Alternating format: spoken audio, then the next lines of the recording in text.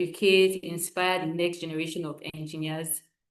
So this Train the Trainer program is necessary, is a necessity for the ambassador lecturer, so that wherever they go to, they can rightly represent the Society of Petroleum Engineers. So our program today will take us through, we're going to have two presentations. We'll have two Society of Petroleum Engineers members who will take us through the roles of the ambassador lecturer and what the ALP is all about. We'd also have a membership drive, we would have icebreaker. I mean, we need all work and no play makes Jack a dull boy. So we're going to have an icebreaker. So moving on, next slide, please. My name is Daniela Obaze, and I'll be your host for today. I'll take you through, I'll be the steerer of today's ship. And I would like to recognize the presence of our YP chair, the Port Harcourt YP chair, in the person of Nwamaka Ibuanusi. I would also like to recognize the presence of our YP co-chair, that's our 001 and 002. In a few minutes, they're going to speak to us, but I'd like Nwamaka to say something, please. Colin, if she can hear me, just say hi to us. Okay, please confirm you can hear me. I noticed I was speaking, but I was muted. Yeah, we can hear you. We just want you to say hi. Okay. Good evening, everyone. I'm so happy that we all can join the call. Thank you. Yeah, thank you very much. I would also like to acknowledge and recognize the presence of James Whittaker and Paige McCown, and they will be our speakers for today. Thank you so much for accepting to take part in this year's Train the Trainer program. We duly appreciate your presence here today. Moving on to the next agenda.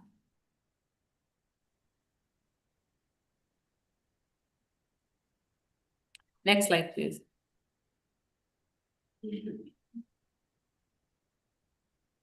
So moving on, we're going to take the national anthem to kickstart this event.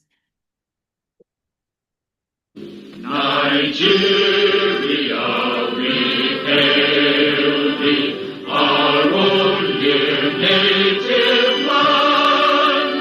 Though tribe and tongue may differ, in brotherhood we stand. Nigerians old and proud to serve our sovereign motherland.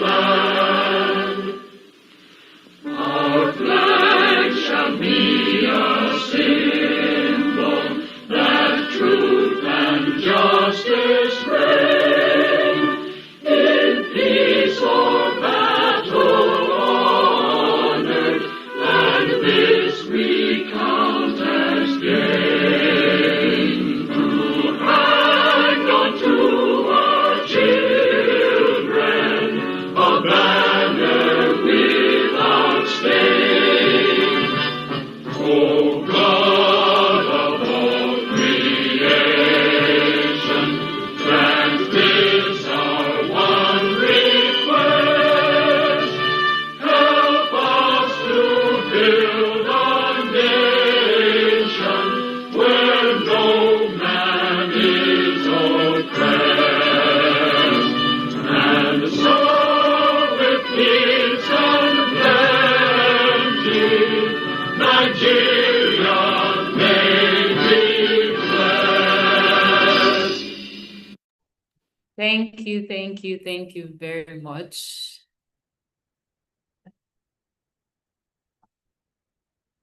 So on the next on our agenda, we'll take the safety brief. In order for us to be able to run this program smoothly, we have prepared a few guidelines to enable us have a seamless event. And I would like to encourage everyone on this call to please always mute their microphone when they are not speaking.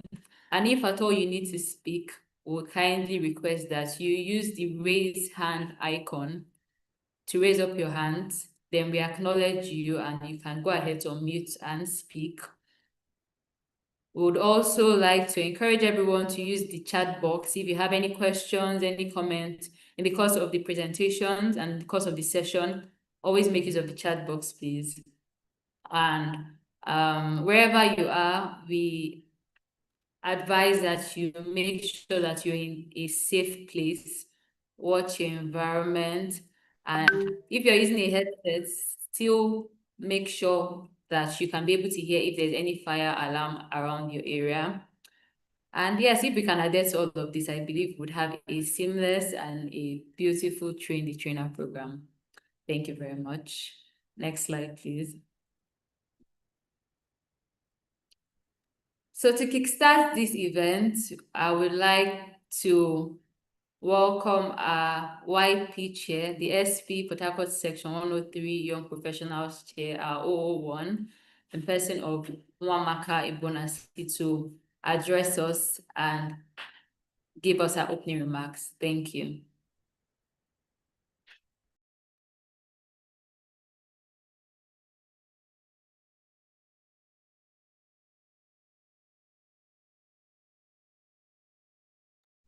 Please confirm you can hear me. Good evening, Daniel. Good evening, everyone. Good evening. We can hear you clearly. Okay. Good evening to our distinguished guest speakers, our senior professionals present, and to all our YPs on the call. Thank you for joining the call, and welcome you to the SP Port Harcourt YP Train the Trainer program. Today marks a significant milestone for us, not just for our section, but for each of us that is on the call. This program is more than just a training section for all of us. It is an investment in leadership, communication, and the future of knowledge transfer within our industry and SP Port Harcourt community. We are not just training individuals today. We are empowering future trainers, mentors, and thought leaders who will continue to impact the SPE community and the broader energy industry. As YPs, we stand at the intersection of learning and leadership. We have the unique responsibility and opportunity to not only grow in our careers, but also give back to the society and support the next generation of engineers and professionals within us. That's why this program is tailored for all of us, equipping us with the skills, mindsets, and tools to effectively train and inspire students and the future energy leaders. So this initiative will not be possible without the support of our SPE Port Harcourt leadership, our dedicated volunteers, and our guest speakers on the call today, who are here today to share their wealth of knowledge. Thank you all for your time, commitment, and the passion for professional development. I welcome you all once again to this event. Please, let's all participate with an open mind and the enthusiasm to step into our roles as trainers, as ambassador lecturers, to train our students and to train our future energy leaders. Thank you and welcome once again. Thank you very much to our YP chair. Thank you for that very brilliant welcome address.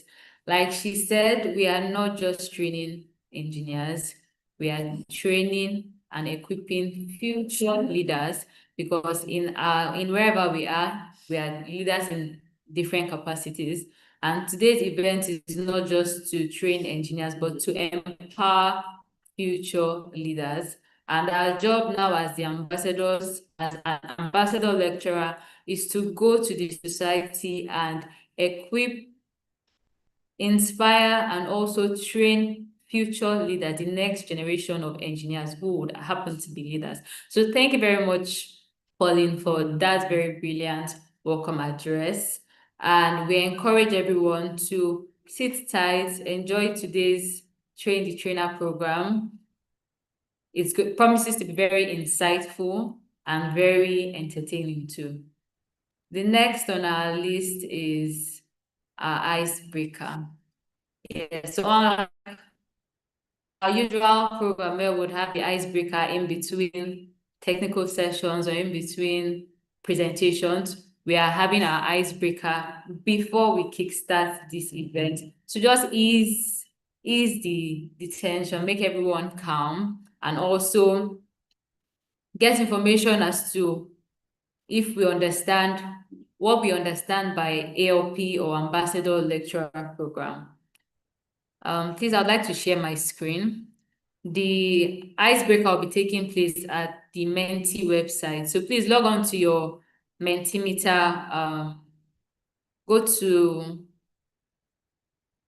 your Chrome or Safari or whatever browser you're using and log on to Mentimeter. This icebreaker, the Mentimeter allows just 50%.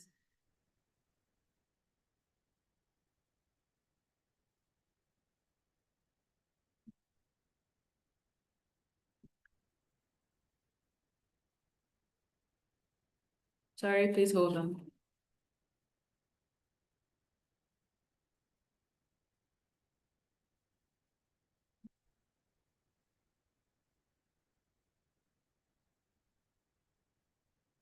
Please confirm you can see my screen.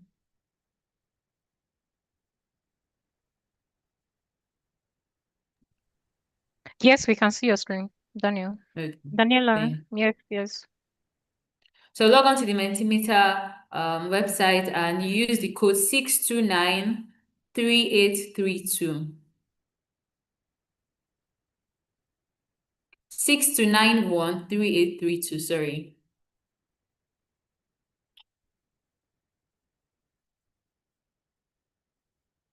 We have just 4 players on the call.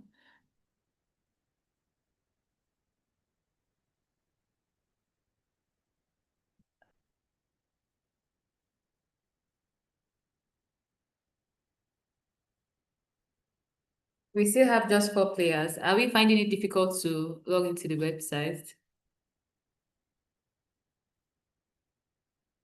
www.menti.com, then use the code 62913832 or scan the barcode on my screen.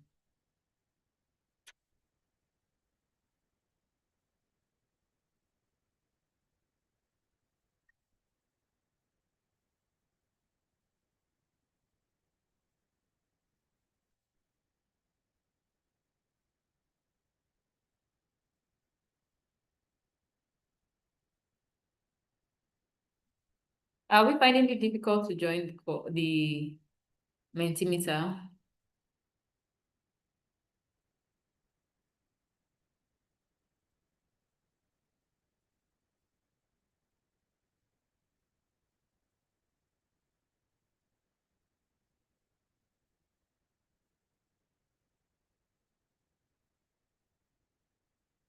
So I think I would give just 2 minutes, then we'll begin.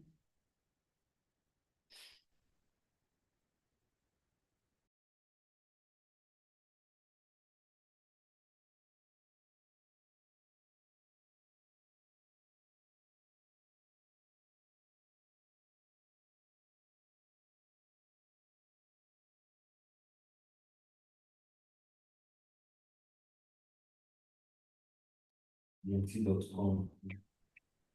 So log on to menti.com and use the code 62913832.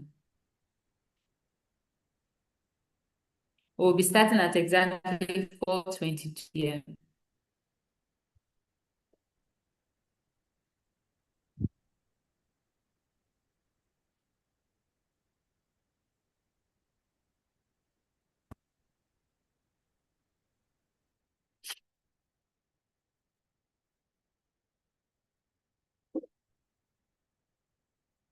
Okay, I think we have about 17 people on the call.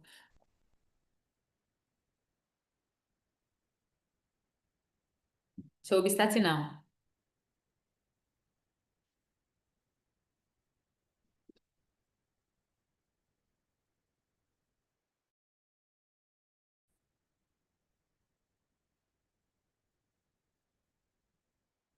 Okay.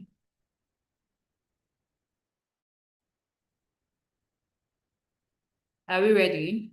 Which fossil fuel forms primarily from marine plants and animals buried for millions of years? Is it coal? Is it oil? Is it peat or biomass? Oil, that's correct. So we have 23 persons getting the correct answer.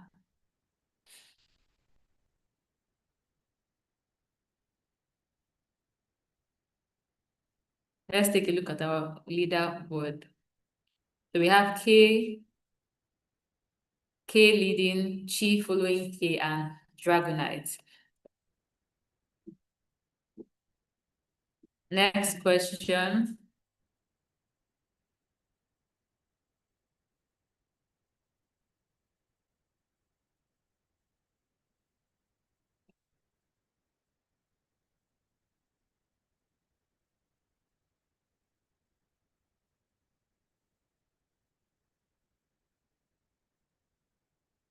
What is the full meaning of ALP? Ambassadorial Lecture Program, Ambassador Lecturer Program, Annual Lecturer Program, or Ambassadorial Lecturer Program? Very tricky one. So yes, the full meaning of ALP is Ambassador Lecturer Program, not Ambassadorial Lecture Program, not Ambassadorial Lecturer Program.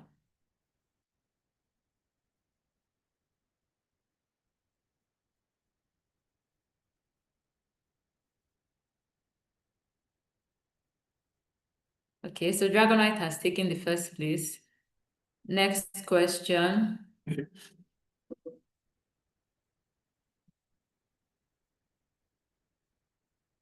What is the main purpose of the SP Ambassador Lecture Program?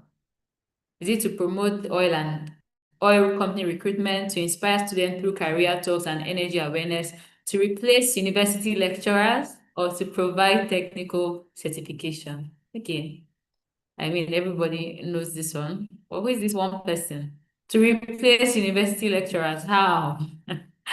So you want to replace your lecturers? Next question, question 4.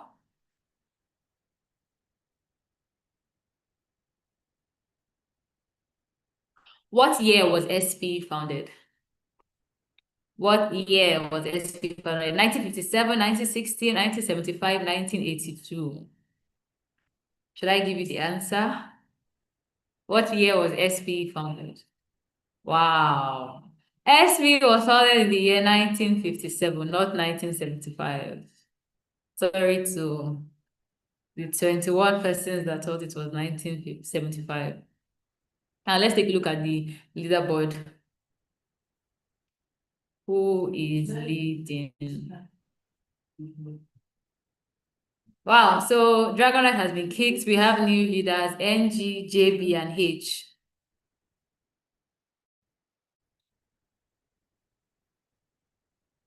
Next question. Which of these is a benefit of volunteering with SP? Do you gain political appointment? Are you guaranteed promotion at your office? Does it help with building your leadership skills and network? Do you get to travel always? Who says political appointment? Who is this person? Who is this one person? So yes, 54 of you got it right. Build leadership skills and network.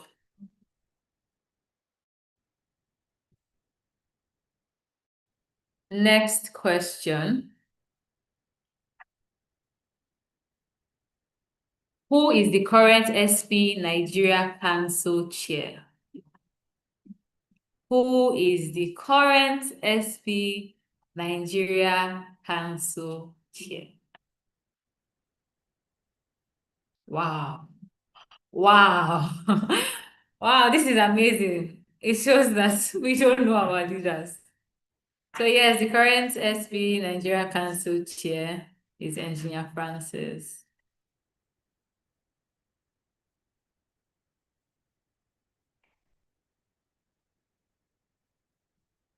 Next question.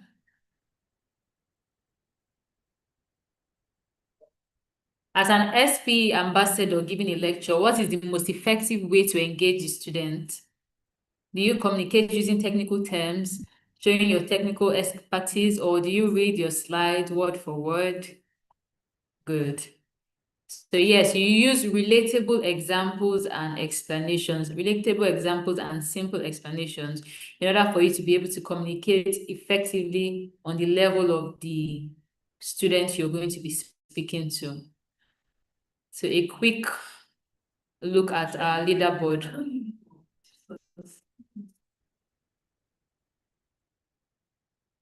We have JB leading, Heartstorm following, and NG coming in third place.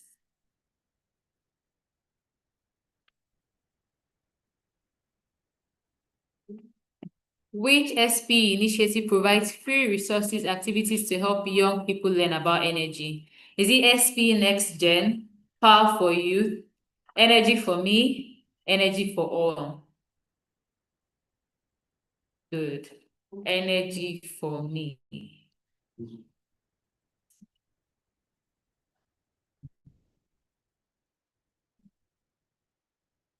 Okay, we still have we have JB leading, Heartstorm coming in second place, NG coming in third place.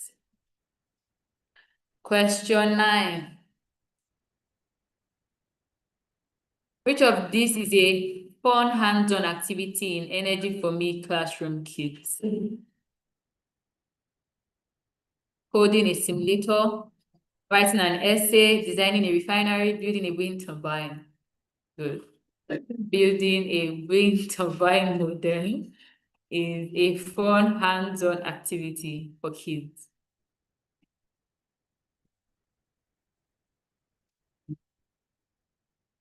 Now to the last question of the day.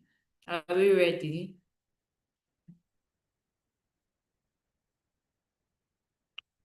Are you ready to kickstart today's session? How many of us are ready to kickstart today's session?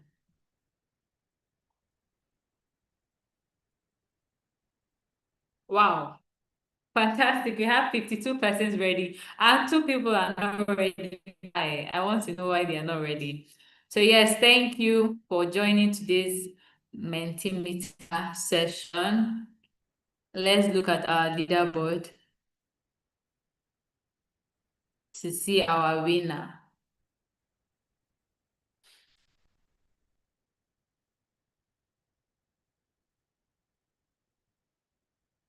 And the winner is, drum roll, guys, NG. A round of applause for NG. If you're NG, please type your name in the chat box. Thank you to everyone for joining our icebreaker session.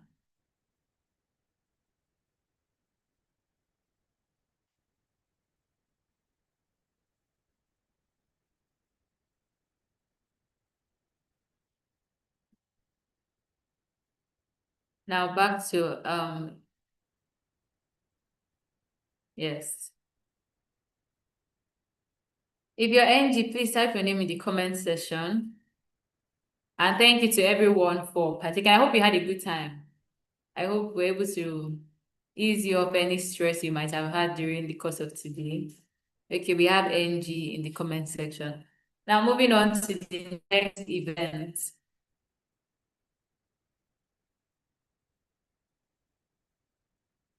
Okay, so now we're beginning our event proper, the main reason why we're here, and to steer the conversation forward, I'll be inviting our moderator for today in person of David Kalu, who is the current ambassador lecturer program lead for the online team. David is a petroleum and gas engineering graduate from the University of Port Harcourt, where he finished top 2 in his class. He's a 2023 Nigeria Higher Education Foundation Scholar, NHEF, recognized among the top 100 performers out of over 5,000 applicants. He has interned with Total Energies, gaining hands-on industry experience, and is actively engaged as a researcher with strong interest in gas energy, petroleum production, energy transition, and sustainability. During his undergraduate years, David served as secretary of the Gas Engineering Student Association, GESA, liaison manager, and later director general of the Society of Petroleum Engineers, University of Port Harcourt Student Chapter, leading impactful projects and earning multiple awards. Currently, he is the ALP lead online, and he is passionate about innovation, teamwork, and leadership. A round of applause for our moderator for today, David Kalu. Please unmute and take over. Yeah. Good evening, everyone. Welcome to the call. Thank you, Daniela, for that warm welcome. Please, can you kindly confirm that you can hear me, Daniela?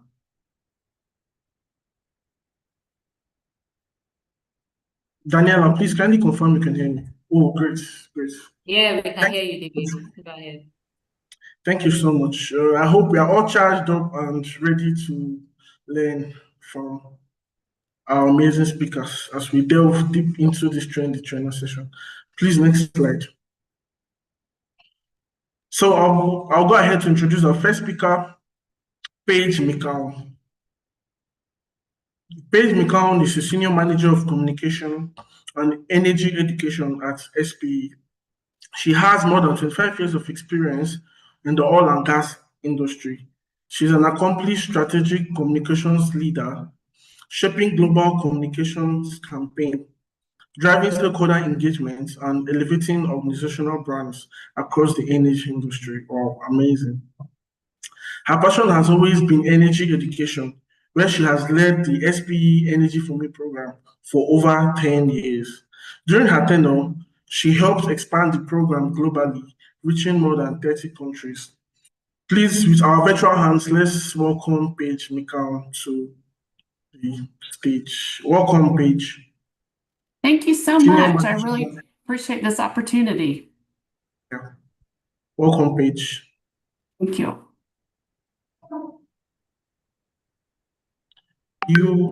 Would you love to share your slides from your end? I can do it from my end, sure. Okay. Sorry. Okay. Oh, Simeon, can you share from your end? Okay. Paige, please kindly go ahead, please. Thank you. Yeah. Ooh. Let me see if I can figure it out. There we go.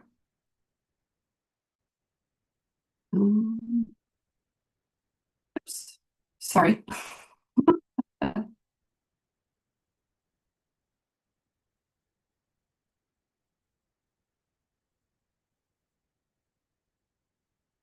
There we go. Can you see it now? Yeah, it's coming up.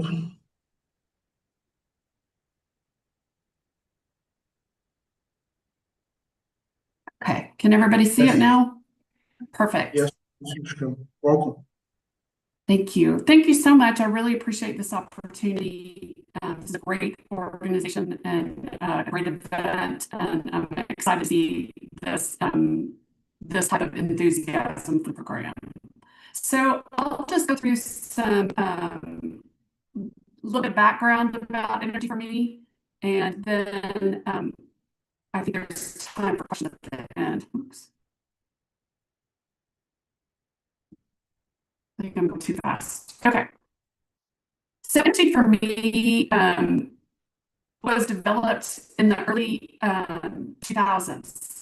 It was developed to bring factual and biased information about specifically the oil and gas industry to the general public, specifically to students and teachers.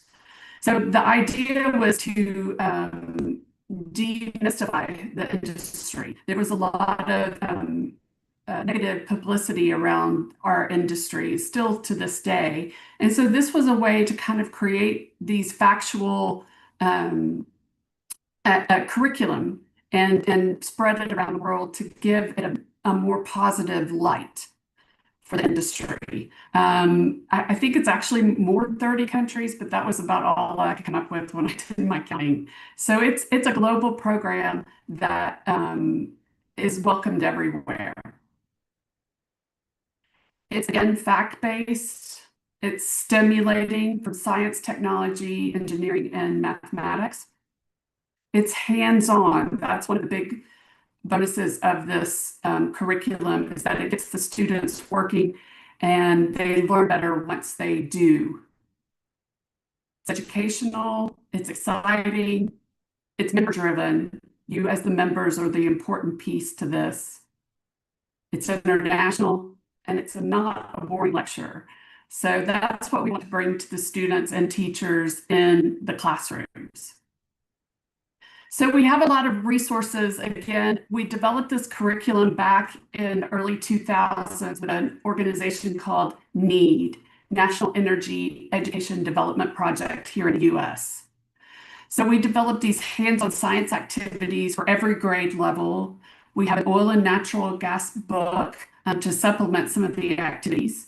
Our website, energyforme.org, has great energy information and videos, career information, activities, and downloadable books. It's a great resource for you if you haven't gone through the website yet or not. And as you know, we've got the Energy for Me Ambassador Member Program, which is what you're all here to do today. Oops. There we go. So as an Energy for Me ambassador, you'll promote STEM energy education specifically based on the Energy for Me program. Yes. Please, apologies. I think you're having the sound is a bit cracky. It's not. Oh, it is? Okay. Yeah. I'm going to turn off the camera because I have kind of low. Yeah, your network bandwidth is low. Okay. Thank you. Okay. Can you hear me now? Yes, loud and clear. Please go ahead. Is that better? Okay. Yeah, thank you. So, no worries. So yes, so as an ambassador, you'll help promote the program in your area and help with the local needs of your schools, which is very important because a lot of the schools around the world do not get this education. So it's very important that we try to fill the gap for this education. What's your expected time commitment? So you'll do the training, which I think you guys are doing already, and then approximately 1 to 2 hours per school visit. And then once you achieve this, then you'll get a certified letter saying that you've completed it and you are officially an Energy for Me ambassador. We want you to work closely with the Energy for Me team, myself and my colleague in Dubai. You'll organize school visits, classroom presentations, and conduct Energy for Me activities at schools. And this is the important part, is to report all your Energy for Me activity back to us. We try to keep track of what's going on around the world. And so the only way we can do that is if we get feedback from you all. So since 2020, we developed this ambassador program because during the pandemic, we weren't able to visit schools. So we focused on training members. And since then, we've trained almost 1,200 Energy for Me ambassadors around the world. A lot from Nigeria, a lot from Port Harcourt. So we were able to do the first training for members in the Philippines just last year. We've done training for members in Egypt and training for members in Ghana as just a few examples.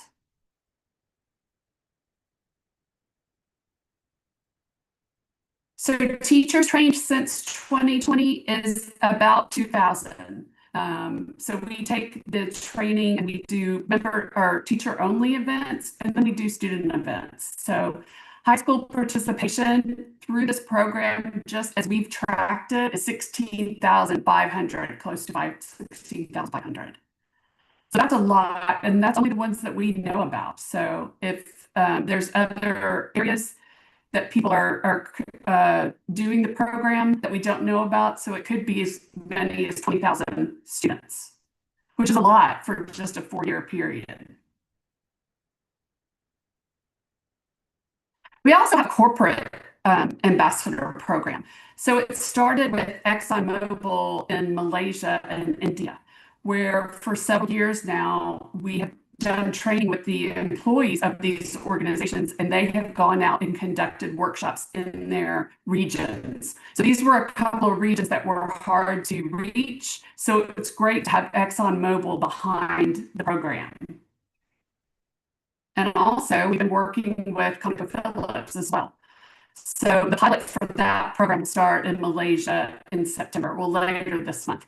And but we'll collaborate to launch their STEM Forward program aimed at igniting interest in energy literacy among high school students. So this is another outreach to try to get in hard to reach areas where we can bring a local company and help escalate the program in the area. So why would you want to get involved? So this is a program that you can help show pride of our industry. And again, some of the places in the world don't look very highly on our industry, but it's an opportunity to share the positive parts of our industry. You'll help your community, you'll help your schools and your students in the schools, help them learn more about the industry and possible careers that they could have when they're older. And then you, as a volunteer, will learn skills and grow your career. For example, we have this year at the SPE Annual Technical Conference and Exhibition, we have 3 young professionals who are winning the Giovanni Pacaloni YP Swiss Award. All 3 of these members have been working with Energy for Me for several years, which was part of them being put up for these awards and winning these awards. So it could help your career and help you win prestigious awards in SPE. So before I mentioned the website, if you have not looked at our website, I think it's a great resource. It helps you in these activities and gives you a lot of facts and activities that you can take into the classroom. So I urge you to go to the website to learn more, and our social media. So we're on Facebook, LinkedIn, and YouTube. And there's great resources on all 3 of these social platforms. So we encourage you to stay connected, to let us know what you're doing. And we can also help promote what you're doing in your areas through our LinkedIn and Facebook accounts. So that's all I had today, just to give you a high-level overview. So I guess we can start with questions now.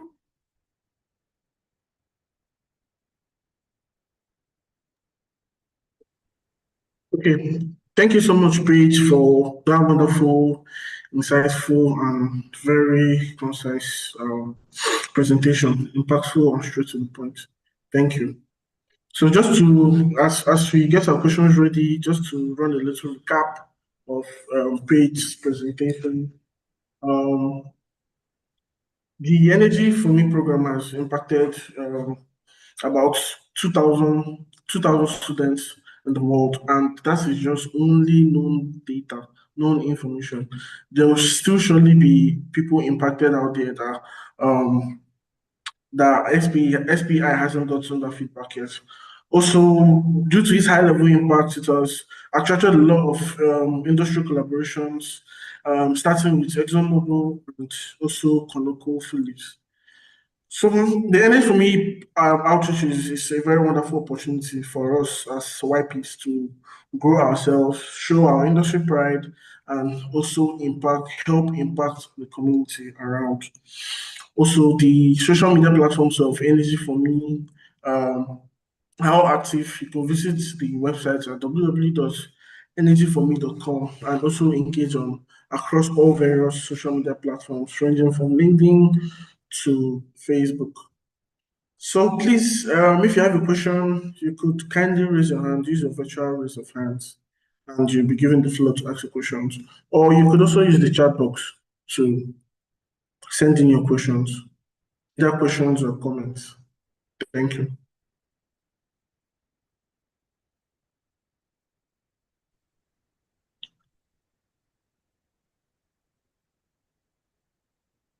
I can't see any hands raised yet.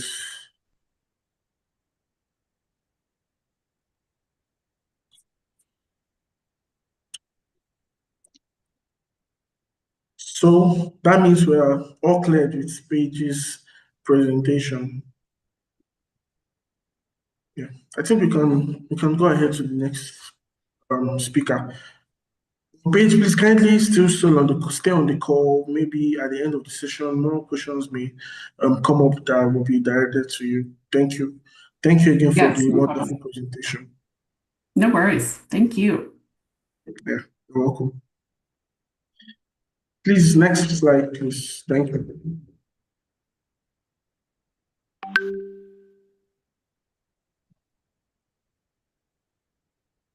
Yeah, so I'll go ahead to introduce our second speaker, James Whitaker. James Whitaker is a senior young professional member, programs manager at Society of Petroleum Engineers International, where he's responsible for the strategic development of career-enhancing programs, working closely with international students and young professional committees and SPE board of directors. James has an extensive background in events and membership development through his work with multiple membership societies for over 15 years. Impressive. He uses this experience to develop technical and non-technical events and activities that aim to boost the career development of engineers across the energy industry.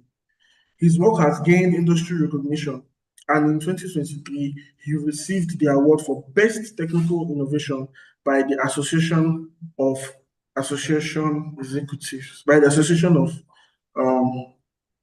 International Executives. I believe that's a typo.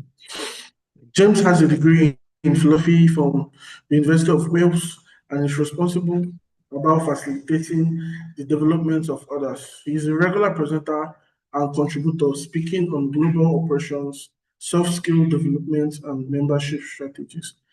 Please, with a warm round of applause, let's welcome James Whitaker to the floor. Thank you.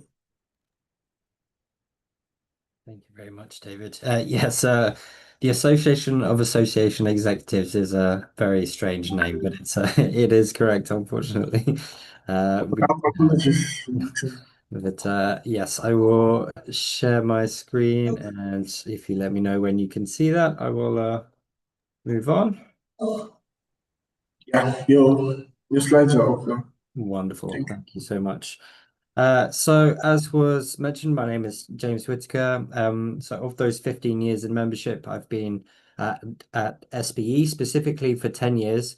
And as David said, my work focuses on supporting international initiatives that develop students and young professionals. So I'm here to talk to you about one of those programs, which is the Ambassador Lecturer Program.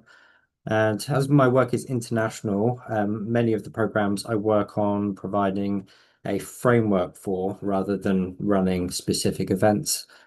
So we try and develop a strategy, a platform, and then sections and chapters can take that framework and try and run as many of those events as possible. So I work on the resources and the kind of outreach for that program. And if you have any questions, I'll be very happy to answer them at the end. So what do we mean by ambassador? Paige has already covered this quite well. We at SPE use the word ambassador in multiple ways, and you in your own lives and in your work lives will also use the word ambassador in your own way as well. So almost anyone who has ever given a presentation or attended a conference, you could consider them an ambassador. In a professional setting, you bring all of your experience and knowledge with you, And if you're in employment, you're often also representing your company as an ambassador for them as well. But what I will be talking about today is the Ambassador Lecturer Program, ALP. And this is a specific program with targets and processes. So I'll use this presentation to talk through what we mean by those. The Ambassador Lecturer Program is just one of multiple programs that we run at SPE. You can see here, I have them listed. But the interesting thing, as you'll see, is from the top we have our student programs, and then towards the bottom we have our soft skill and young professional programs. But the Ambassador Lecturer Program is quite unique in that it is both a student program and a young professional program. And that is the whole ethos behind this initiative, is to bring those two groups together. So what is an ambassador? Well, to start, I would like to give some context of the history of the program and how it fits in with SPE's wider mission. As an engineering society, SPE has a mission to share and disseminate technical knowledge. But as all professionals will know, technical understanding isn't the only part of what it takes to be successful. Entering the world of work is not just about gaining more knowledge for your own personal development.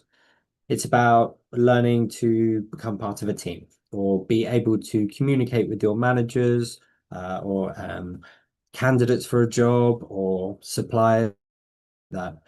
Taking initiative where it's required. You need to know when you can do that and when you should step back and let other project factors take priority. All of these are very complicated aspects that we learn throughout our career that isn't really covered by academic or technical subjects.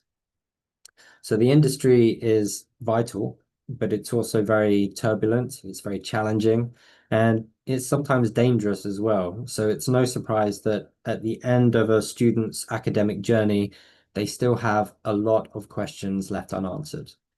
So some questions they will know that they need to know. Other questions they may have a feeling that there should be something they need to look into.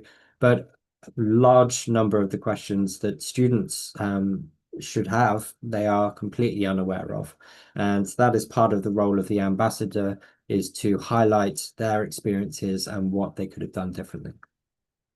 So luckily, through the Ambassador Lecturer Program, we can address all of these concerns, both from the student's perspective of wanting to know more about what it's like to get into the industry, but also from a young professional's perspective of finding opportunities to develop their presentation skills, to get themselves seen, to get to practice being in front of an audience.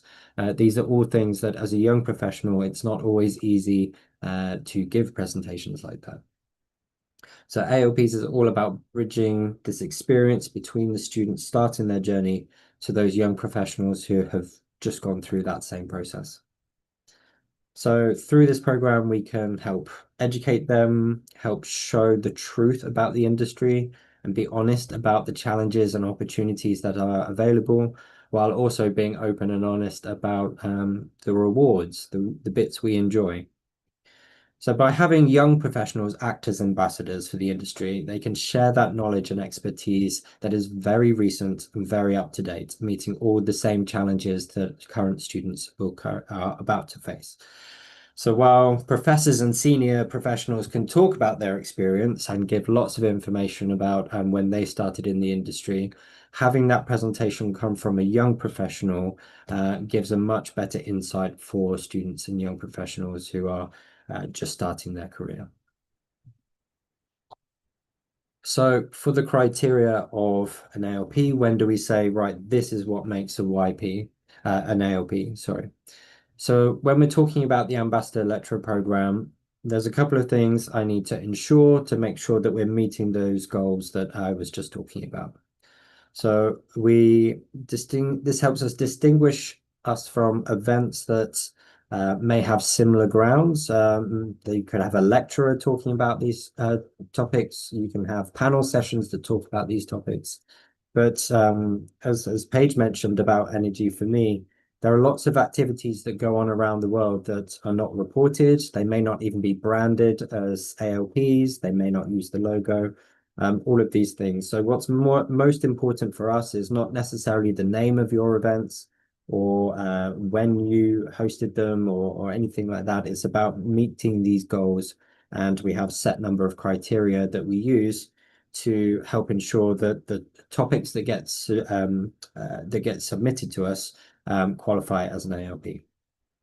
So by having this consistency, we can recognize and track ALPs around the world, and that allows us to give recognition for those activities in a way that is equal for your region as it is for Latin America or Asia Pacific or North America.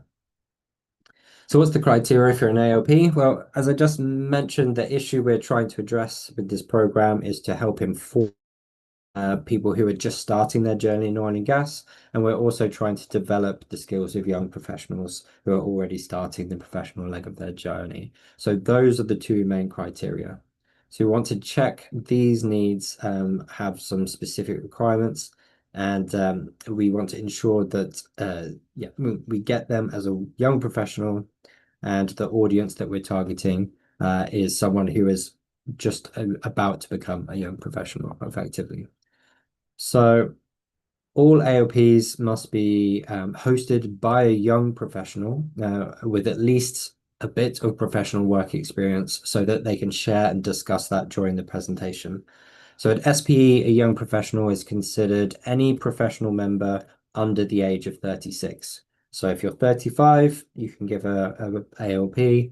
If you're 36, you can give the same presentation and it would not be considered a young professional giving the ALP. So this means you can still give a very valuable presentation, but it would not meet the requirements of this specific program. So your experience in the industry would likely be starting to diverge from the experience of students that are about to graduate or perhaps a few years younger. And you've probably by that stage of 36 had ample opportunities to give presentations, to have business meetings at work where you have to present to people. So it's very likely that by the age of 36, you've developed those skills. So if you're over the age of 36, we're effectively failing on both of our actions that we're aiming to look out for. So similarly, if the presenter is a student or they haven't had any experience, maybe they're a recent graduate, they have a professional membership, but they haven't had a job yet. It also makes it very challenging for them specifically to discuss what it's like to join the industry because they haven't done that yet. They haven't reached that point in their career. So perhaps they can talk about internships that they've had, or they can talk more generally about the industry and what they've learned at university. But again, the aim of this program is to help educate students on what it's like to start their career. So we're looking for ambassadors who meet those criteria. We would strongly recommend having at least 6 months of work experience. This is a kind of gray area. It's very different for different people. For example, depending on which career they want to go in, if they're becoming a researcher or pursuing a more academic route, then we can explore that a bit more openly. But generally speaking, you should have a bit of work experience so that you're able to transfer those experiences over to the students who are watching. So we check the eligibility of the presenter first of all, and that if the event is suitable to be considered an ALP, and then we consider the audience as well. So the audiences that we're looking at, again, this helps us really distinguish these events from Energy for Me, which is targeting a much younger audience, introducing people to the very concepts of the industry to begin with. Our presentations, we are looking to educate people about career choices.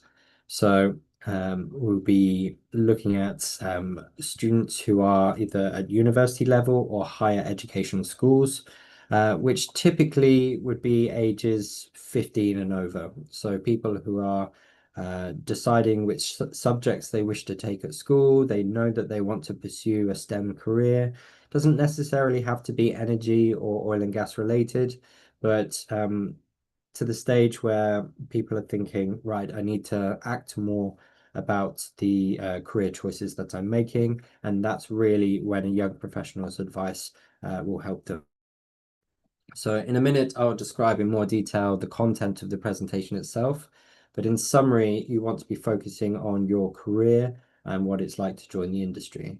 So you have to have some of that experience in order to reflect that. So the focus should not be to provide an introduction to a topic. It shouldn't be what the energy industry is doing in more general terms, or talk about the latest technical project or technical paper that you've just published. It shouldn't really be about that. As was described at the beginning in the questions in the quiz, having questions that are openly accessible using terminology that is simple to understand and accessible is going to be the most benefit to you. So we have lots of resources across SPE that deals with the other technical side of things. We have Energy for Me, we have our webinars, we have introductory series, and there are many other projects that are currently being developed by the Student Development Committee and the Young Professionals Committee that will address those more technical or introductory level things. But what ambassador lecturer programs are trying to achieve is about helping people become strong YPs. So we review this by considering the audience.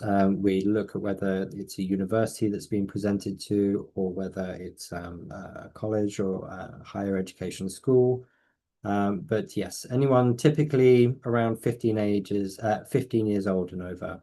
But again, I wouldn't worry too much about that criteria because it really varies from region to region. And the more strongly we try and enforce these restrictions, the more we see that different countries around the world operate academia very, very differently. So there's no strict rules on this, but as a general aim, we're looking at achieving those original goals I mentioned at the beginning.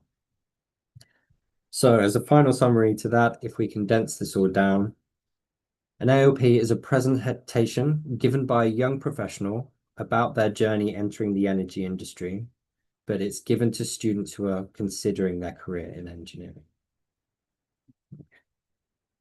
So we've talked about the people involved. Let's talk about setting up an AOP. So basically, any way you can imagine an AOP can be set up, we will do that. We will accept anything. We don't have to know about it, or we can be very involved in it. It really depends on the needs of each region. So the three primary ways an AOP is set up, we either firstly have a student requested visit. This is where a university or a school reaches out to SPE or perhaps a local section directly. They've seen the program on a website. They would like to have a young professional come to them. Again, they may not even know about the program, but occasionally we do get emails from students saying, I'd really like someone to come and talk about joining the industry at our university. In those cases, SPE will often act as an intermediary, where we look at local young professionals in the region who may be signed up through the SPE League of Volunteers to participate in this program, or if there are no volunteers who have specifically signed up from that region, we will connect the students at the university to their nearest SPE section. Once we've built that connection, the process will kick off, and the two groups will agree a date, and they will set up the presentation and take it on from there. But similarly, if a young professional would like to start an AOP, they are also welcome to do so. We know many young professionals like to go back to their alma mater, the university they graduated from. So occasionally we have young professionals reach out directly to their universities and say, I've just graduated, I'd love to come back to my university and talk, or even just another university present. If you're particularly interested in developing your presentation and soft skills, that's quite often the route YPs will take, particularly in regions where perhaps there isn't a strong history of AOP. If you have perhaps you've run AOPs in Port Harcourt, but then you go to do a master's somewhere else or a PhD, or you start working in another country, this can be a great way to kickstart the program, even though there isn't necessarily established events going on at the time. The final way is the section requested ALP.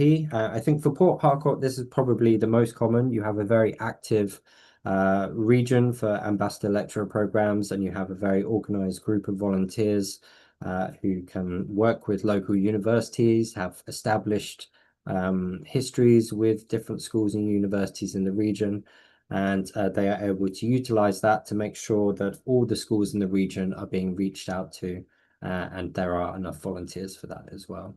So these groups tend to be fairly self-sufficient, but as I say, even though Port Harcourt is a group like this where they were very, very proactive for this program, you may find that you move to another region in the future. So I just wanted to spend a bit of time to talk about the alternative ways that ALPs can be set up as well. There is no wrong way to set up an ALP, but I hope that gives you some guidance. In either option, SPE is here available to help. As I say, we can either reach out to local contacts and connect a school to a YP or a YP to a school, but often sections who know the local area are able to take on those responsibilities and often do it better than we can anyway. All of this can be done through the SPE League of Volunteers. If you want to sign up as a YP who can give presentations and you want to be notified of local schools, then you can sign up at the SPE League of Volunteers. Yes, all of the information can be found on the SPE website. So those events can be run in person, or they can be run virtually as well if you're not able to travel, if you want to start running ALPs further afield. But we do ask that you keep it to an individual presentation, again, to ensure that we're meeting those goals of the program to begin with. So if you're taking part in a panel session, if you're taking part in a debate or something that kind of changes that format, then it becomes much, much harder for both the YPs to develop their own presentation skills because they're not having to give a presentation, but it's also harder to ensure that the students have the opportunity to ask questions and to learn about each individual's career journey. So again, for Ambassador Lecturer Program, we try and keep it to individual presentations, though, as I say, that can be in person or virtual. Okay. That was probably the hardest bit of the presentation, but we'll move on to the presentation content. So as I said before, your journey is the focus, but we do have further guidance. Again, we're aiming this program to help develop your presentation skills. So if you've never given a presentation before, you're not sure how to put your slides together, you're not sure of the structure, the kind of content that you would like to give, we have template slides that you are welcome to use. We have guidance documents. We have multiple webinars to help you develop your presentation skills and your speaking skills, public speaking skills as well. So we do have all of these resources for you. And then as you get more established in giving presentations, you can just do the whole thing independently. You can create your own presentation slides. You can be the person who decides what content is in there. But as I say, we have these resources to help you develop. So you can lean on SPE for support as much as you would like. So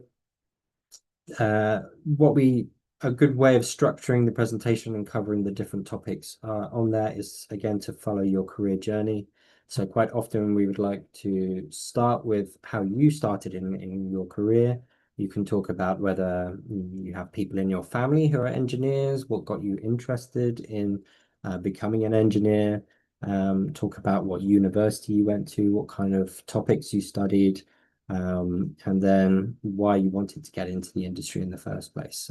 It's a really good way to start with your background and your passion, because that's really what will help you connect with the audience. You can then move on to talk about what you do now. So for maybe perhaps how you got your job, how you got your first job, what kind of things you were expected to do there, perhaps what it was like to work offshore for the first time. Did you have to travel? Did you have to sort out finances or like legal things, visas, all of these kinds of things? So all of those kind of processes that, again, students are not taught at university, but they are vital things that you need to know when you first start your career. So once you finish talking about the present, you can then start talking about the future of your career. So you can talk about what resources you use, what committees you've been on that help develop your skills, perhaps how you see the industry moving forwards, and perhaps how you're planning to adapt your career choices to face those challenges.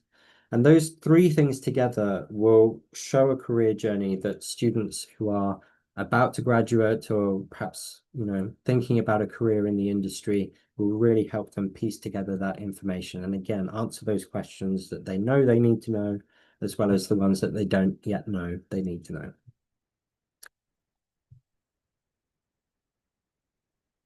So next I want to talk about the recognition that SPE International can provide. Again, the reason we have all these standards and these goals and these criteria is not just for administration or for me to keep tabs on what's happening in each region.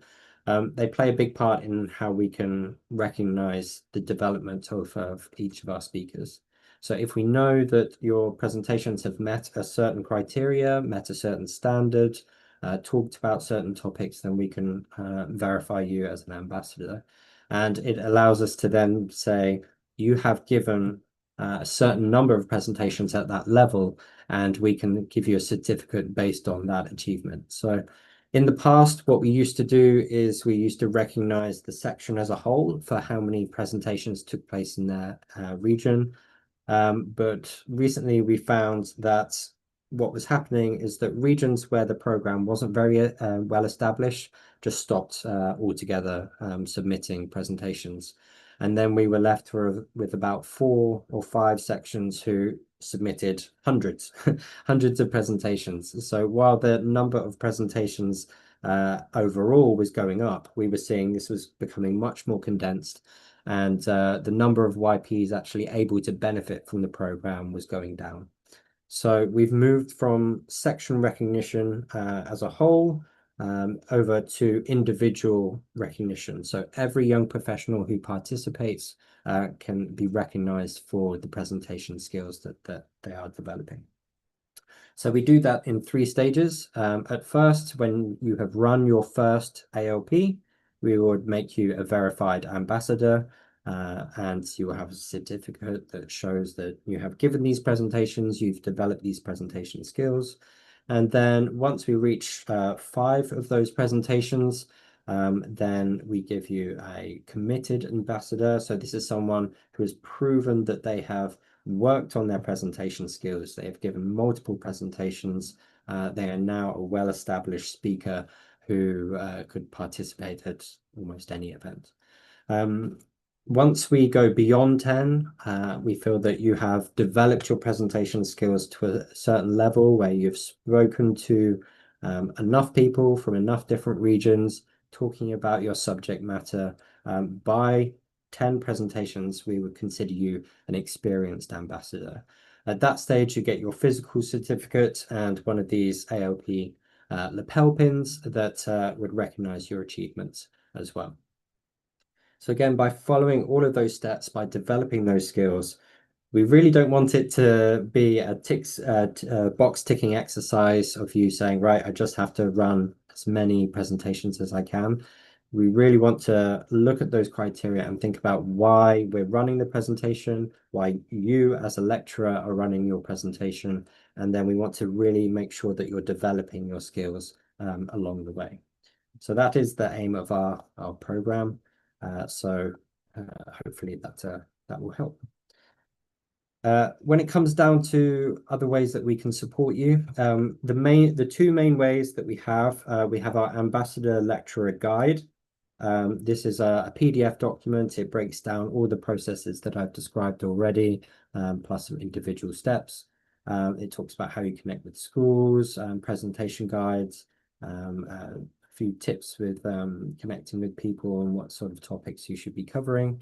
I work with the Student Development Committee to update that presentation each year. And then we also have our template slides as well, which I was referring to earlier. So we try and include industry graphs on there. So how renewables are being introduced, more information about jobs, more information about SBE programs that you can participate in. So that kind of background information that you would like to include in your presentation, we have some guides there for you as well. So those two documents, again, we try and keep up to date each year. It's all available on the SP ALP website, which I will come to right now at the bottom there as well. So that is everything. We want to create the opportunities, the platforms for you to go out and develop your skills. So we also want to ensure that the students out there will gain a lot from that as well. So it's not about waiting for your section to do something for you. It's not about ticking boxes. It's about thinking about your presentation skills and what kind of message you would love to share with yourself in the past, so that you can convey that information. So I'm aware I've been talking a lot. I hope I haven't gone too far over, but yes, if there are any questions, I'd be very, very happy to answer them.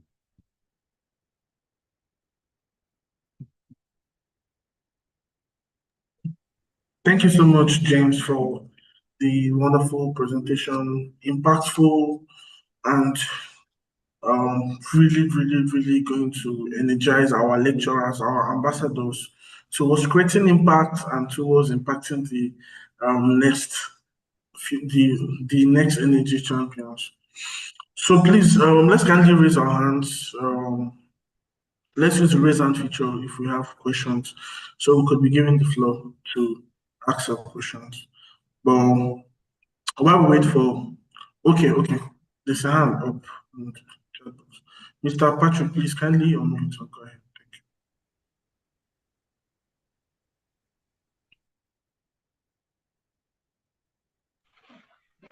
you. Hello, David. Well done. Please confirm you can hear me. Yes, we can hear you loud and clear. Please go ahead. Thank you. Okay, a quick one. I just want him to throw more light on the practical explanation of ALP, or the best way to go about presenting ALP practically, especially when the students are not so science inclined, right? He made mention of using using renewables as a case study. Okay, so if you don't have let's say all those practical materials, how do you think you can pass that information to the students? Thank you. So the aim really is to convey your own experiences. So I wouldn't focus too much on work that other people are doing. The aim of the Ambassador Lecturer Program is to share your story of how you became an engineer or whatever job you're doing in the industry, and then you can share those experiences with the audience that's coming through. As I say, we have other programs like Energy for Me and all of the various other technical resources and webinars out there. So if people want to learn more about a specific aspect of the industry, if they want to learn more about the specific tools that are being used, then we do have other resources for that. But personally, I would consider that a separate program to ALP. But we do have presentation resources for you, so that if you would like to use practical prop as part of your presentation, you're welcome to do that. But if you do not have access to those, I wouldn't stop it talking about something that you know about, because you should be talking from your heart, from your experience. So it's part of those presentation skills that you'll be developing, is knowing what you want to say, and then how do I convey that using this platform that I have. If you do not have the resources, then you need to find another way to either talk about it, show a video about it, or maybe use an acronym or another way of kind of describing how something works without the physical props that you might want. Paige may be able to help with the Energy for Me side about getting access to physical resources and how you can build those games and things. But yes, for the Ambassador Lecturer program specifically, I wouldn't worry too much about having a specific item or topic you want to talk about. Paige, did you want to talk about the equipment you use for Energy for Me? Sure. Yeah, most of our activities, you can get the supplies from a grocery store. So it's things like straws, sponges, sand. So most of it can be found locally and pretty cheap as well. Perfect.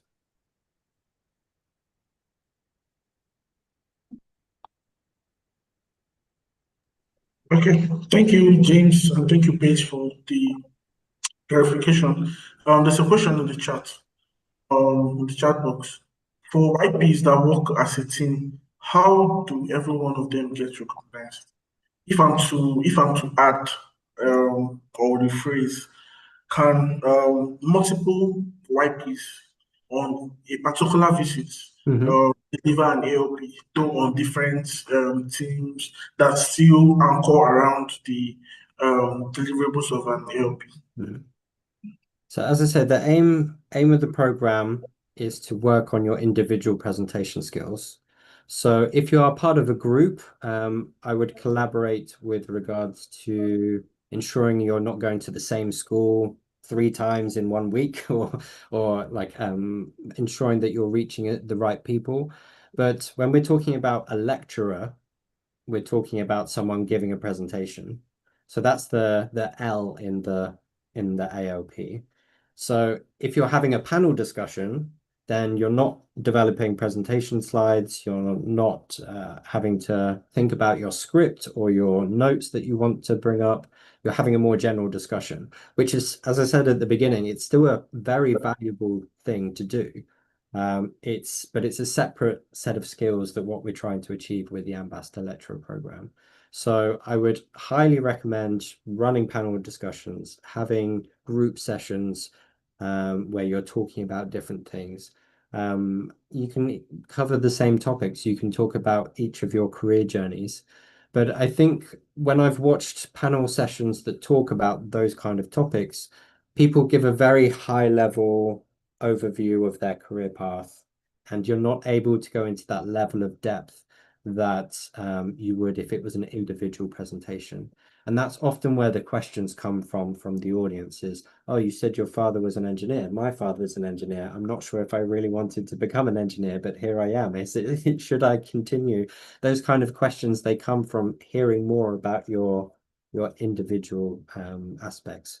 So if you have a panel of people where one person talks about being a drilling engineer, one person talks about being a reservoir engineer, one person talks about working in sustainability, that's a fantastic presentation, but it doesn't necessarily achieve the goals that we're trying to for this specific program.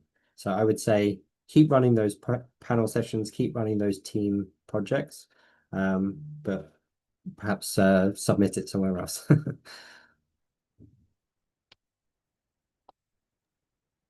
So to be cleared and like to be totally cleared, multiple YPs can have an ALP visit.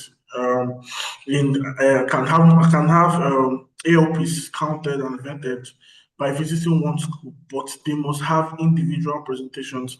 They must show and test and improve their individual presentation skills. Absolutely.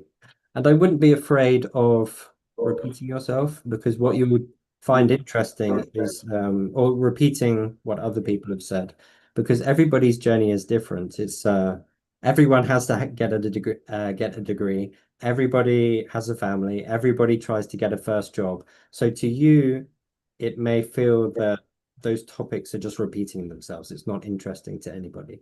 But in real life, that is the most interesting part, because everybody faces those challenges. If you come from this part of the country, you will approach those challenges differently to someone who's on the other side of the country. If you have a rich family, you will approach these challenges very differently from a poor family. It's these kind of aspects that people want to see the stories of your journey and apply it to themselves, and then they can learn, hopefully, as well. If you're all talking about different things, then that message may get lost. Great. Thank you so much for the clarification. I saw your hands up earlier. Has your question been answered? Please go ahead, Iwari. Thank you.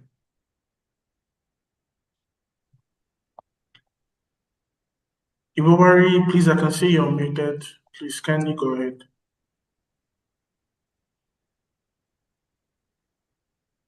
Okay. I think she may be having a network glitch. Daya Briggs, please unmute and go ahead with your question. I'll see what gets her network sorted. Okay. Can you hear me, David? Yes, please, loud and clear. Go ahead. Thank you. Okay. Thank you. Okay, good evening, Mr. James. Thank you for your presentation. I really enjoyed it. Nice slide. So my question is regarding the part you talked about the ALP certificate and badges and the criteria and all that. So my question is, what is the tracking mechanism, or how can these badges or certificate be given to the individual once he has completed the required number of ALP? So what is the tracking mechanism or distribution medium? I don't know if you get my point. Yeah. So that's my question. So for you guys, it's straightforward. It's exactly the same as what we have been doing previously. You just need to submit your events to the ambassador lecturer feedback form. You submit the details of your events, how many people attended, where you presented, all of those kind of basic things. Unfortunately, the next part is all manual on my side. So I periodically review those submissions and look at all the things that I've been talking about through this presentation. So is this person a YP? Have they presented to the right audience? Are they covering the kind of topics I would expect from an ALP? And then if there are any questions or concerns, I can go back to the individual or the section if they've submitted it on their behalf. But once I've vetted it, then I will produce the certificates. Similar to last year, at the moment, because it is an annual process, I'm doing this periodically. I was hoping to do it on a kind of monthly basis, but following some changes to my team, that's turning into a kind of 6 monthly basis, and then I will make sure that it's at least kind of once every year. I will do a big posting out of all of the lapel pins and the physical attributes as well. But my hope is I can get the digital elements out much faster. So as long as you submit using the AOP feedback form, that's all you need to worry about. And that is also consecutive as well across different years. So it's not that you have to run 10 presentations in a year. I don't operate like an airline or a hotel scheme or something like that. This is to showcase your development over time. So if it takes you 10 years to run 10 presentations, that's fine. If it takes you 1 year, 6 months to run 10 presentations, then that's fine as well.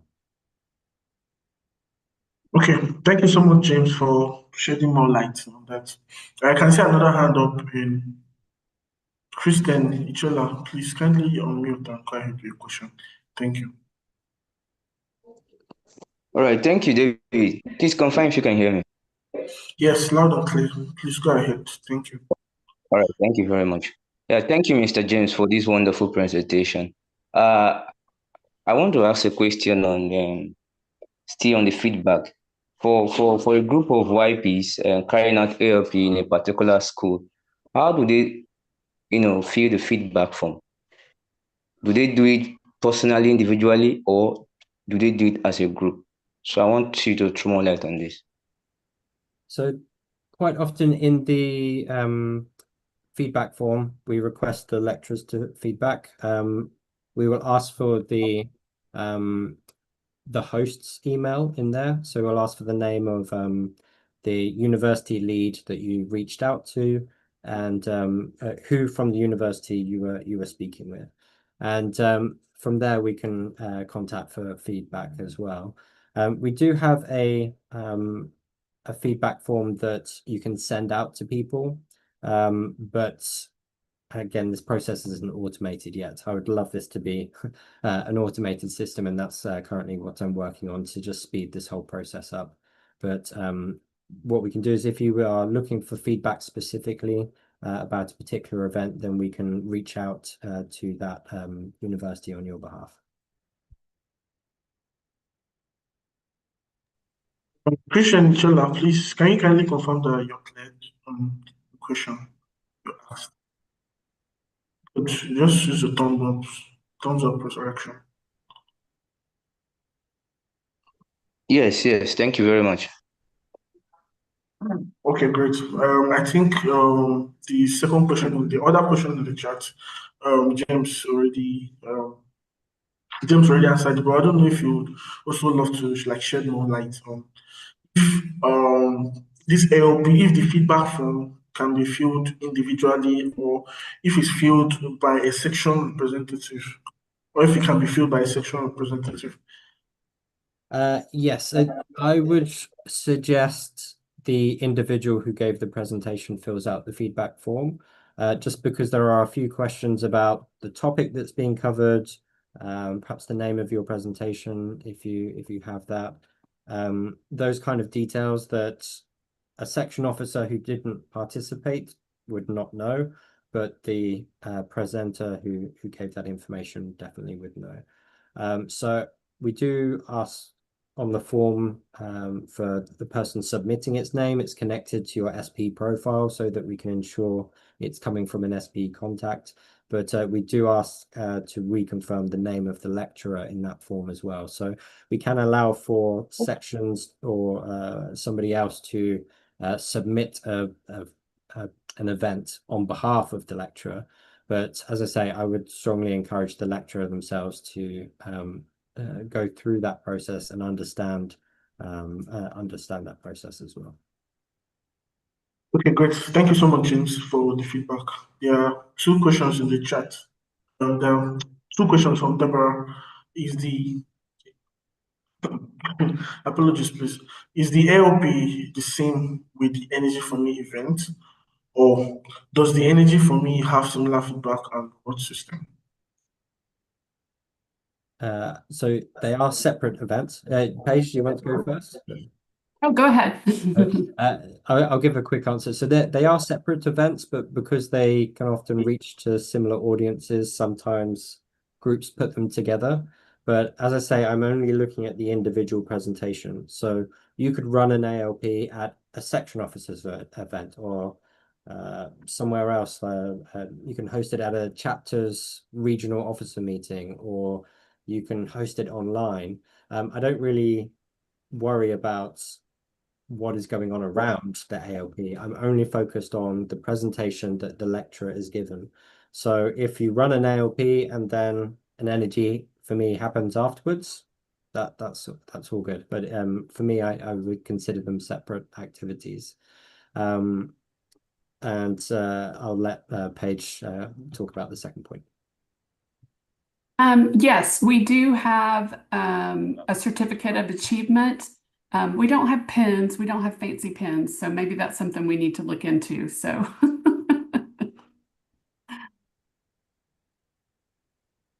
Okay, great. Thanks so much, Paige, for the feedback. Also, I have another question. Can ALPs hold at tertiary institutions that are not yet SPE schools but are keen on the visit? Absolutely, yes. And we know that in different regions, your audiences will vary. As I say, this is part of the reason we've moved away from recognizing sections for their contribution rather than individuals, because what we tended to find is if you're in a section that has a large number of schools, you can run a large number of ALPs.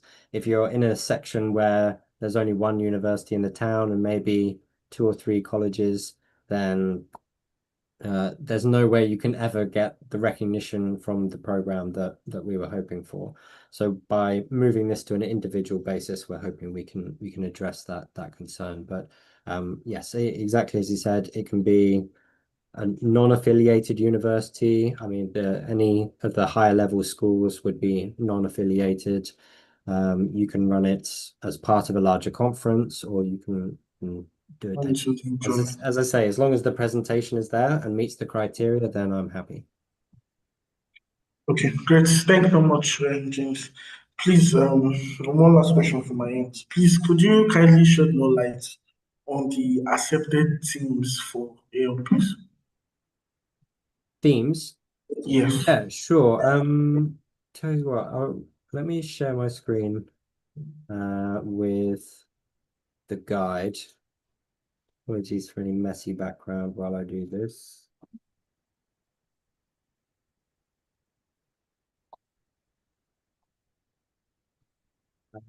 Can you see my Explorer here, internet? Or are you still seeing the presentation? Okay.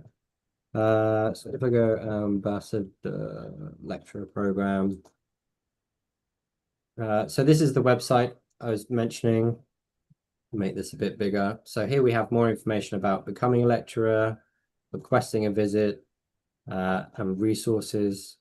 As I say, you've got we have a letter for your supervisor. So if you want to take time off work and you're having to explain what is this program to someone who's perhaps not an SPE member, you can use template letters like this. The guide itself, we talked through those steps in more detail. This is also on the website as well, but we have the aims and objectives as I described. So the main things are you have to be a professional, you have to be under the age of 36, you must have at least 6 months work experience. And the other thing is sanction laws as well, which is less of an issue for the sections participating in this program because everything is taking place regionally. But when it comes to international recognition and things like that, sometimes sanction laws are an issue. But for Port Harcourt, this wouldn't be a concern. So there's more information on setting up. There's a bit more information on content that you can cover. But generally speaking, if as long as you're talking about your career and things that are relevant to you, I'll see if there's a bit more. I'll show you online as well. Trying to think the most concise place to have it. So yeah, here we go. This is probably what you're asking for in the question. So ideally 35 to 45-minute presentation. As I say, the slides available to talk about your career development from graduation to present. Promotion of the industry. Again, I know this is a tricky thing depending on your region, so I haven't focused on this area particularly. I know if you're in Europe and you're running a present in ALP, you may want to downplay certain elements of this, but promotion of the industry is often, even if it's just the energy industry, is often encouraged. And ideally and again, I'm not going to force you to do this as well, but how SPE has been part of this process as well. So when you're talking about developing your career, we would be very much appreciative if you could include, I took part in the Ambassador Lecturer Program, or I was part of this committee, or I learned about this through an SPE event, but that will be on your own personal journey. So when it comes to content, this is what we're looking for. When you submit your form and you haven't covered any of those topics, but you've said, I did a presentation on AI advances on reservoir simulation modeling. That's not really covering any of the aims or objectives of the ALP. So again, it's a perfect presentation. You've probably done a really good job. Lots of people would have loved it. We just wouldn't necessarily consider it part of the Ambassador Lecturer Program. So those are these are the key things that we're looking for you to cover. But it's very broad depending on your own career path. Okay, and please, a follow-up to the last question I asked. So just to get the context right, to avoid ALPs being flagged. If for example, 3 different YPs speak on these 3 different teams on a single visit, it's still covering the ranges of, like checking every other list, it could be counted as individual ALPs. If all 3 meet these criteria I'm showing on my screen here, then that's 3 ALPs. That's fine. If one talk covers one, another talk covers another, and then another talk covers something else, then you're not, the lecturer is not demonstrating those skills that we would want to recognize through the program. So if all of the presenters in one day have covered all of those topics, then that's 3 ALPs. That's absolutely fine. Many thanks for the clarification. Since there aren't any more questions in the chat, before I hand over to Daniela, please, Paige, can you kindly share your slides with us? I'm sorry, what did you say? Please, could you kindly share your slides with us? James, same with you. Yep, absolutely. Very, very happy to share. Okay. Yes, yes. Sorry, David, they have sent their slide before now. Okay, great. Thank you so much. Yeah, so we distribute along amongst those that are interested to get them. Thank you. So thank you so much, James. Thank you so much, Paige, for taking our time. It's almost getting to a 2-hour stretch, but you stayed in and you've impacted us, and we are very grateful for that. So with that, I'll be signing off and handing over back to Daniela. Daniela, please, are you still on the call? Yes, I am. Oh my goodness, it has been such a very insightful conversation, and I feel like everyone can agree that we have learned one or two, or gained more information as to how the ambassador lecturer program works, what it entails to gain recognition. And now, I mean, there's new information that is no longer a section award, it's now an individual recognition. So I'm sure everyone would want to contribute, tell their story. And yeah, they've given us information on the content of the presentation, the criteria for presentation, how it should go. And I want to say thank you very much to James and Paige for a very beautiful presentation. Please, everyone should react with the clapping emoji to say thank you. And also in the chat box, let's say thank you to our speakers. They've done really, really good job with their presentation, and I'm sure you all can agree to that. So thank you very much. We're so happy to have you. And we'll be moving on to the photo session. We need an evidence to show that this event was held. So we'd like everyone to go ahead and turn on their camera. Please, if you're on the call, let everyone turn on their camera in order for us to take a picture, capture your beautiful faces. We have about 68 persons on this call. So please kindly turn on your camera, and Mr. Simeon will take a picture and make a recording of our faces. Please let us know when you're ready.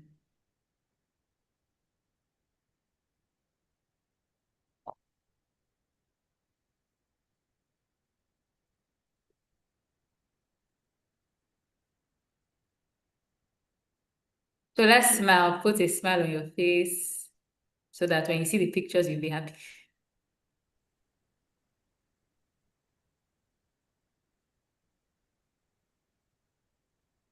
And I think we're good to go, right? Mr. Simeon, please confirm. Yes. Okay. Yes, thank you. Thank you very much. Thank you to everyone on the call. Thank you to our speakers. And we're not done yet. We're not done with the event. We'll be rounding up like shortly. In less than 20 minutes, we'll be done. So next item on our agenda, we would have the membership drive. So we would have the membership chair for the YP in person of Kimberly Thengo take us on the membership drive. Please confirm you're on the call. Yeah, good evening, everyone. Please confirm you can hear me, Daniela. Yes, I can. Okay. For the membership drive, I'm sure we are supposed to have a presentation, like a slide, but if that's not available, I have to proceed. So, for the membership, so we are actually Society of Petroleum Engineers, and SP is more like it's not just an organization, but it's actually a global community of over 140 professional members across 140 countries. And we serve the same purpose. We have just one purpose that we serve, which is advancing technical knowledge, innovations, and also leadership in the energy industry. So, for the sake of this call, I know most of us here on this call are actually registered members of SP. So please, if you're a registered member of SP, please, you have to renew your membership and stay active. And if you're not yet a membership, if you're not yet a registered member of SP Port Harcourt section, please, we advise after this call, you can reach out to myself or the YP chair or the membership chair of Port Harcourt section and talk about it with us, because if these are one of the benefits that you have being an SP member, to be on a call like this, to hear things like this, to be able to volunteer, to be able to talk about your own story with others, to be able to attend a lot of technical events and gain hands-on experience too, and also build a very beautiful network. Yes, most persons on the call be asking, okay, how do I get registered? Member of SP, yes, you can get registered when you reach out to myself or the YP chair. Yeah, registration is 69,000 naira for new registration and 55,000 naira for renewal. Yes, and we have discounts for some persons and more of the graduates, the graduate students. So if you're here, you're a student and you're in final year, you are not supposed to pay a dime.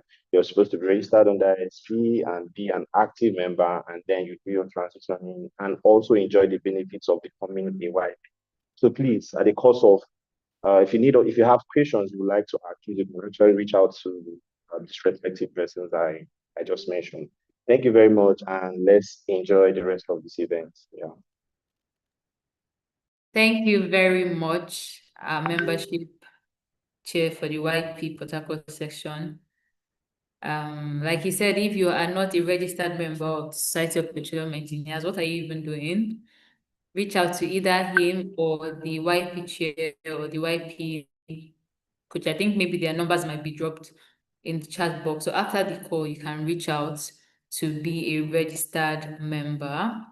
Moving on, we have some upcoming events for the young professionals. We have monthly technical series, which will be holding on Friday, 12th of September, which is this Friday. And we encourage everyone to be there. Register for the event, mark it in your calendar. And the topic for this month's monthly technical series is Standard and Certainty, the Science of Hydrocarbon Measurement. And I'm sure you wouldn't want to miss out on this very promising, insightful event. Wrapping up, next slide, please. So yes, if you are not following SP Port Harcourt section on your social media platform, please, we encourage you to do so. Follow us on Facebook, Society of Petroleum Engineers Port Harcourt section 103. Follow us on LinkedIn, SP Port Harcourt section. We now have a YP Instagram page, SP Port Harcourt section, SPPHC_YP. That's the official Instagram page of the Port Harcourt section YP. We also have the Port Harcourt section on Twitter, SPPHC103, and on TikTok, SP Port Harcourt YPs. So please follow us on these social media platforms if you're not doing so already. Thank you. And if you are already doing so, please engage our posts. Engage when you see posts from any of these accounts. We encourage you to engage. Thank you very much. And to close this beautiful event, I would like to call on the 002 of the SP Port Harcourt Section Young Professionals in person of Iwowari Christopher Onia. Please confirm you're on this call. Okay, hi Daniel, I'm on the call. Yeah, I can hear you. Okay, thank you very much. Over to you. Good evening, everyone, and it's been a very lovely session. First of all, I want to appreciate Paige and James. Thank you for taking out the time to come speak to us. This is like we kicking off the board here. We want to be fully equipped and ensure that we're doing things in the right way in line with the SPI guidelines. And we really appreciate the fact that you've taken out the time to come speak to us. It shows also how much of volunteering and and effort and love you have for SP and SP Port Harcourt section, and we don't take it for granted. We've listened to your speech, we've listened to the guidelines, and we'll do our best to ensure that we adhere to those guidelines as we also try to develop ourselves as YPs, develop our presentation skills and whatnot. And while we are developing these skills, we're also volunteering to the society as well. So at this juncture, I just want to say thank you, everyone, every other person that's joined the call to listen. The number was encouraging. I saw a lot of people on the call even before 5 minutes after 4. And I want to say keep up the energy, YPs. And we have other lovely events that are coming up, and we hope to see you there. We'll do our best as YP and co-chair to make sure that we give the best to the YPs in this body. Thank you very much and have a lovely evening, everyone. Thank you very much, Sir OO2. Thank you for that very lovely closing remark. And on that note, we have come to the end of this year's Train the Trainer program. I do hope you had a very good time. I did. I learned new information from our beautiful speakers, and we hope to keep the flag flying, volunteer more, carry out more events. And thank you once again to our speakers. Thank you to everyone that joined this call. Thank you to everyone that took out their time to be on this call, stayed from 4 p.m. till almost 6 p.m. We do appreciate your presence. We appreciate your volunteering spirit. Yes, thank you so much and have a beautiful evening.